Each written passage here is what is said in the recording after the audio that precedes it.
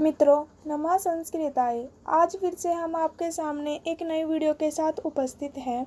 तो जैसा कि इस वीडियो के सर्वप्रथम पृष्ठ पर लिखा है, BA first year Sanskrit honours. यह विशेषतः संस्कृत के विद्यार्थियों के लिए है, जिसमें हम बीए फर्स्ट ईयर के सिलेबस की चर्चा करेंगे। इससे पहले वाली वीडियो में हमने रघुवंश महाकाव्य के प्रथम सर्ग के 1 से 4 श्लोकों की चर्चा की थी। तो अब हम इस वीडियो में अगले 10 श्लोकों यानी पंचम से पंचदश श्लोकों का वर्णन करेंगे। तो चलिए शुरू करते हैं। आ जन्म शुद्धानाम आ फलोदयक कर्मणाम आ समुद्र शीतिशानाम आनाकरत वर्तमनाम। एक बार इसकी संधि देख लेते हैं। सह जमा, अहम जमा, आ जन्म शुद्धानाम जमा, आ फलोदयक कर्मणाम जमा, आ समुद्र शीतिशानाम जमा, अनाकरत वर्तमनाम। देखिए दोस्तों, अब यहाँ कालिदास जी क्या कहते हैं। सह वह, अहम मैं यानी कालिदास, आ जन्म शुद्धा नाम जन्म से शुद्ध, आ फलोदयक कर्म नाम उद्देश्य की प्राप्ति तक यत्न करने वाले, आ समुद्री शीतिशा नाम समुद्र पर्यंत पृथ्वी के स्वामी, अनाकरत वर्तमना स्वर्ग तक रथ के मार्ग वाले। वह मैं कालिदास जन्म से ही शुद्ध, फल की प्राप्ति तक कर्म करने वाले, समुद्र पर्यंत पृथ्वी के स्वामी, स्वर्ग तक रथ के मार्ग वाले अर्थात इंद्र के सहचारी रघुवंश में उत्पन्न राजाओं का वर्णन करूंगा। प्रस्तुत श्लोक में रघुवंश के राजाओं की विशेषताओं का वर्णन है। प्रथम, हिंदू संस्कृति में महत्वपूर्ण 16 संस्कार रघुवंशी राजाओं में पूर्ण रूप से निष्पन्न होते थे। द्वितीय, वे फल की प्राप्ति होने तक कर्म करते रहते थे, अतः उनका कोई भी कार्य निष्पन्न नहीं होता था, वरन उन्हें समस्त कार्यों में सफलता प्राप्त होती थी। तृतीय, वे संपूर्ण पृथ्वी के चक्रवर्ती शासक थे। चतुर्थ, ये स्वर्ग तक सशरीर इंद्र की सहायता के लिए आवागमन करते थे। आगे देखिए कालिदास जी क्या कहते हैं। यथा विधि हुताग्नि नाम, यथा कामार्चितार्थी नाम, यथा अपराध दंडा नाम, यथा काल प्रबोधि नाम। एक बार इसकी संधि देख लेते हैं। यथा जमा, विधि जमा, हुताग्नि नाम, यथा जमा, काम जमा, आर्चितार्थी नाम, यथा जमा, अपराध जमा, दंडा नाम, यथा जमा, काल जमा, प्रबोधि नाम। यथा के अनुसार विधि, विधि के हुताग्नि नाम अग्नि में हवन करने वाले, विधि के अनुसार अग्नि में हवन करने वाले। यथा के अनुसार काम, इच्छा, आर्चित याचकों का आरती नाम सत्कार करने वाले, इच्छा के अनुसार याचकों का सत्कार करने वाले। यथा के अनुसार अपराध, अपराध को दंडा नाम दंड देने वाले, अपराधों के अनुसार दंड देने वाले। यथा के अनुसार काल, उचित समय पर प्रबोधि नाम जागरूक रहने वाले, उचित समय पर जागरूक रहने वाले। विधि के अनुसार अग्नि में हवन करने वाले, इच्छा के अनुसार याचकों का सत्कार करने वाले, अपराधों के अनुसार दंड देने वाले और उचित समय पर जागरूक रहने वाले रघुवंश में उत्पन्न राजाओं का मैं कालिदास वर्णन करूंगा। यहाँ कालिदास जी ने रघुवंशी राजाओं के अन्य 4 गुणों का वर्णन किया है। पहला तो ये है कि रघुवंशी राजा विधि विधान पूर्वक यज्ञों को करने वाले और देवताओं की पूजा करने वाले थे। दूसरा, ये राजा याचकों की इच्छा अनुसार दान द्वारा उनका सम्मान करने वाले थे। तीसरा, ये राजा अपराधी को उनके अपराध के अनुसार उचित दंड देने वाले थे, जिसके कारण व्यक्ति उस अपराध को पुनः करने का साहस नहीं करता था। चौथा, प्रातः काल जागने का सबसे उत्तम समय ब्रह्म मुहूर्त है। रघुवंशी इस मुहूर्त में जागकर अपना दैनिक कार्यक्रम सुनिश्चित करने वाले थे। इन गुणों की रघुवंशी राजाओं की यज्ञशीलता, दानशीलता, दंडशीलता और प्रजापालन परायणता का बोध होता है। अब देखिए आगे कालिदास जी क्या कहते हैं। त्यागाय संभृतार्थानाम सत्याय मितभाषिणाम यशसे विजिगीषूणाम प्रजायै गृहमेधिनाम। त्यागाय दान के लिए, संभृतार्थानाम धन इकट्ठा करने वाले, सत्याय सत्य पालन के लिए, मितभाषिणाम कम बोलने वाले, यश से यश के लिए, विजिगीषूणाम विजय की इच्छा रखने वाले, प्रजायै संतान के लिए, गृहमेधिनाम स्त्री प्रसंग करने वाले। दान के लिए धन इकट्ठा करने वाले, सत्य पालन के लिए कम बोलने वाले, यश के लिए विजय की अभिलाषा करने वाले और संतान के लिए पत्नी से सहवास करने वाले रघुवंश में उत्पन्न राजाओं का मैं कालिदास वर्णन करूंगा। इस श्लोक में भी रघुवंशी राजाओं के 4 गुणों का वर्णन किया गया है। पहला ये कि ये राजा लालची नहीं थे, वे धन का संग्रह अपने भोगों के लिए नहीं अपितु सत्पात्र को दान देने के लिए करते थे। दूसरा, वे किसी का अनादर करने के लिए नहीं अपितु सत्य का पालन करने के लिए ही कम बोलते थे। उन्हें सदा यही भय रहता था कि कहीं कुछ असत्य मुंह से न निकल जाए। तीसरा, विजय की अभिलाषा किसी को भयाक्रांत करने के लिए नहीं अपितु अपनी कीर्ति की स्थापना के लिए करते थे, क्योंकि युद्ध न करने वाले राजा को कायर कहना स्वाभाविक है। अतः इस अपयश को दूर करने के लिए युद्ध करना आवश्यक था। चौथा, वे काम लोलुप नहीं थे, वे गृहस्थ आश्रम में प्रवेश अपने काम की शांति के लिए नहीं अपितु संतान की उत्पत्ति के लिए करते थे। कालिदास जी कहते हैं, शेषवे अभ्यस्त विद्यानाम यौवने विशेषिणाम वार्धके मुनिवृत्तिनाम योगेनान्ते तनुतिज्याम। शेष वे बाल्यावस्था में अभ्यस्त विद्यानाम विद्याओं का अभ्यास करने वाले, यौवने युवावस्था में विशेषिणाम विषयों का इच्छा करने वाले, वार्धके वृद्धावस्था में मुनिवृत्तिनाम मुनियों के समान व्यवहार करने वाले, अंते मृत्यु के समय योगेन योग क्रियाओं द्वारा तनुतिज्यम शरीर को त्यागने वाले। बाल्यावस्था में शास्त्रों का अभ्यास करने वाले, युवावस्था में विषयों भोग विलास की इच्छा करने वाले, वृद्धावस्था में मुनियों के समान आचरण करने वाले और मृत्यु के समय में यौगिक क्रियाओं के द्वारा शरीर को त्यागने वाले रघुवंश का वर्णन करूंगा। प्रस्तुत श्लोक में कवि ने भारतीय संस्कृति की परंपरा में आश्रम पद्धति की ओर संकेत किया है। आश्रम व्यवस्था के 4 चरणों ब्रह्मचार्य, गृहस्थ, वानप्रस्थ तथा संन्यास का भाव इसमें दृष्टिगोचर होता है। ये राजा बाल्यावस्था अर्थात ब्रह्मचार्य आश्रम में सभी शास्त्रों का अभ्यास करते थे, युवावस्था में अर्थात गृहस्थ आश्रम में सभी विषयों का उपभोग करते थे, वृद्धावस्था में वानप्रस्थ आश्रम में मुनि के समान आचरण करते थे और अंत में प्रभु चिंतन तथा चित्त के निरोध द्वारा शरीर को त्याग देते थे। महाकवि कालिदास जी कहते हैं, रघुनाम अन्वयम वक्ष्ये तनुवाग्विभवोऽपि सन् तद्गुणैः कर्णमागत्य चापलाय प्रचोदितः। इसकी संधि देख लेते हैं। रघुनाम जमा अन्वयम तनुवाग्विभवः जमा अपि कर्णम जमा आगत्य।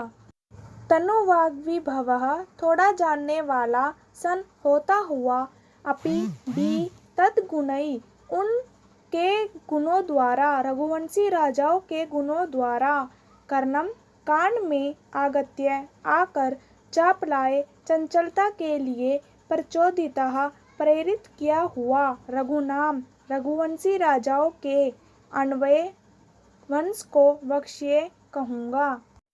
अल्पज्ञ वाला होने पर भी उन रघुवंशी राजाओं के गुणों द्वारा कान में आकर चंचल कर्म करने के लिए प्रेरित होता हुआ मैं कालिदास रघुवंशी राजाओं के वंश को कहूँगा। प्रस्तुत श्लोक में कवि अपने ग्रंथ की रचना का उद्देश्य बता रहा है। कि यद्यपि उसके पास वाणी की संपत्ति अल्प है, तथापि प्रेरणा के स्रोतों के उपलब्ध हो जाने के कारण वह इस काव्य को प्रारंभ करने के लिए चंचल हो उठा है। प्रेरणा के स्रोतों के विषय में कवि ने पहले ही बता दिया है कि प्राचीन वाल्मीकि आदि कवियों ने उसके लिए प्रबंध रूपी द्वार बना दिया है। अतः इन राजाओं के गुण कवि के कान में बार बार पड़ने के कारण वह इस कठिन कार्य को करने के लिए प्रेरित हुआ है। कालिदास जी कहते हैं, तम संतः श्रोतुम अहरन्ति सद सद व्यक्ति हेतवः हेम्नः संलक्ष्यते ही अग्न्योः विशुद्धिः स्यामिकापि वाह। अन्वय के साथ करते हैं, तम उस को रघुवंशी नाम के महाकाव्य को सद सद व्यक्ति हेतवः गुण दोषों को जानने वाले संतः सज्जन श्रोतुम सुनने पढ़ने के लिए अहरन्ति योग्य है ही क्योंकि हेम्नः सोने की विशुद्धि विशुद्धता खरापन श्यामिका दोष या खोटापन अपि भी व अथवा अग्न्यो आग में संलक्ष्यते परीक्षा की जाती है। उस रघुवंश नामक महाकाव्य को गुण दोषों को जानने वाले सज्जन सुनने पढ़ने के योग्य है क्योंकि सोने की शुद्धता खरापन अथवा दोष खोटापन भी आग में समझा जाता है।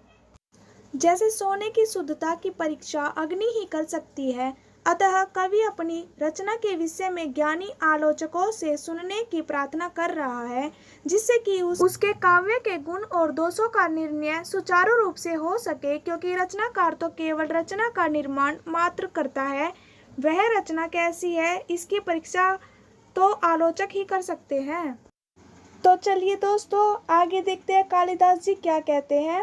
वैवस्वतो मनुर्नाम माननीयो मनीषी नाम आसीन महिषितामाद्यः पर्णवच्छन्द सामिव। देखिए, अब इसकी संधि इस प्रकार से होगी।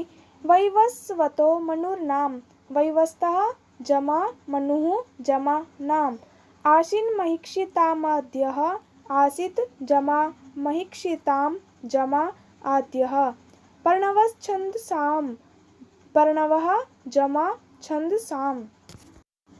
अब हम इसको अन्वय की दृष्टि से करेंगे। मनीषी नाम माननीयः छंदसाम पर्णवः इव मैक्षिताम आद्यः वैवस्वतः नाम मनु आसित। मनीषी नाम विद्वानों के, माननीयः मानने योग्य पूज्य, छंदसाम वेदों के, पर्णवः ओंकार के इव समान, महिषिताम राजाओं के, आद्यः प्रथम, वैवस्वतः विवस्वान सूर्य का पुत्र, नाम नाम का मनु आसित था, विद्वानों के पूजनीय, वेदों में ओंकार के समान, राजाओं में प्रथम वैवस्वत नाम का मनु था। वेदों में प्रणव ओम का अत्यधिक महत्व है। प्रत्येक मंत्र का आरंभ ओम से ही होता है। जिस प्रकार प्रणव मंत्र का आरंभ करता है, उसी प्रकार रघुवंशी राजाओं का प्रारंभ वैवस्वत मनु से होता है। शास्त्रों में वैवस्वत नाम के 10 मनुओं का उल्लेख मिलता है। एक कल्प में 14 मनु होते हैं, जिसमें से 7वें वैवस्वत मनु का संकेत यहाँ किया गया है। इन्हीं मनु ने घोर तपस्या की थी, तो ईश्वर ने इनके यहाँ पुत्र रूप में पैदा हुए। अब आगे कालिदास जी कहते हैं, तदन्वये शुद्धिमति परशुतः शुद्धिमतरः दिलीप इति राजेन्दुरिन्दु शीर्निधाविव। इसकी संधि करते हैं। दिलीप इति दिलीपः इति राजेन्दुरिन्दु राजेन्दुः जमा इंदुः शीर्निधाविव शीर्निधौ जमा इव। अब एक बार अन्वय के दृष्टि से देख लेते हैं। शुद्धिमति पवित्र, तदन्वय उस वंश में, मनु वंश में, शुद्धिमतरः अत्यंत पवित्र, दिलीपः दिलीप नाम वाला, इति प्रसिद्ध, राजेन्दु राजाओं में श्रेष्ठ, शीर्निधौ समुद्र में, इंदु चंद्रमा के इव समान, प्रसूतः उत्पन्न हुआ, पवित्र उस मनुवंश में अत्यंत पवित्र क्षीर सागर में चंद्रमा के समान राजाओं में श्रेष्ठ दिलीप नाम से प्रसिद्ध राजा पैदा हुआ। समुद्र मंथन के बाद 14 रत्न पैदा हुए थे, उनमें से एक चंद्रमा भी था। जिस प्रकार क्षीर सागर से चंद्रमा निकला था, उसी प्रकार सूर्यपुत्र मनु के वंश में राजा दिलीप पैदा हुए। कवि ने मनु के वंश को अत्यंत पवित्र बताया है और दिलीप को उससे भी अधिक पवित्र। मनुवंश की क्षीर सागर से उपमा की है और चंद्रमा की दिलीप से। इसके अतिरिक्त राजेंद्र पद द्वारा राजा दिलीप को अन्य राजाओं में श्रेष्ठ बताया है। आगे कालिदास जी कहते हैं, व्यूडोर्स को वृषस्कंदः साल प्राणशूर महाभुजः आत्मकर्मक्षम देहम शाक्तरो धर्म इवाश्रितः। इसकी एक बार संधि देख लेते हैं। व्यूडोर्स को वृषस्कंदः, व्यूडोर्स कः जमा वृषस्कंदः, साल प्राणशूर महाभुजः, साल प्राणशुः महा जमा महाभुजः, शात्तरो धर्म, शात्तरः जमा धर्मः, इवाश्रितः इव जमा आश्रितः। व्यूडोर्स कः चौड़ी छाती वाले, वृषस्कंदः बैल के समान कंधों वाले, साल प्राणशुः साल सेमर वृक्ष के समान ऊंचे, महाभुजः लंबी भुजाओं वाले, आत्मकर्मक्षम अपने कार्य में समर्थ, देहम शरीर को, आश्रितः प्राप्त किए हुए, क्षात्रः क्षत्रिय संबंधी, धर्मः धर्म के इव समान स्थितः थे। चौड़ी छाती वाले, बैल के समान कंधों वाले, साल वृक्ष के समान ऊंचे, लंबी भुजाओं वाले, अपने कार्य में समर्थ, शरीर को धारण किए हुए, क्षत्रिय धर्म के समान महाराजा दिलीप थे। प्रस्तुत श्लोक में कवि ने राजा के शारीरिक सौंदर्य का वर्णन किया है और साथ ही उन्हें क्षत्रिय धर्म का अवतार माना है। क्षत्रिय का काम है कि वह लोगों को विपत्ति से बचाए, जिसके लिए उसे शक्तिशाली होना चाहिए। उसे अपने कर्म के अनुरूप शारीरिक संगठन करना चाहिए। इसीलिए कवि ने क्षत्रिय दिलीप के शारीरिक संगठन का चित्रण किया है, जिसमें उसकी वीरता स्पष्ट रूप से परिलक्षित होती है।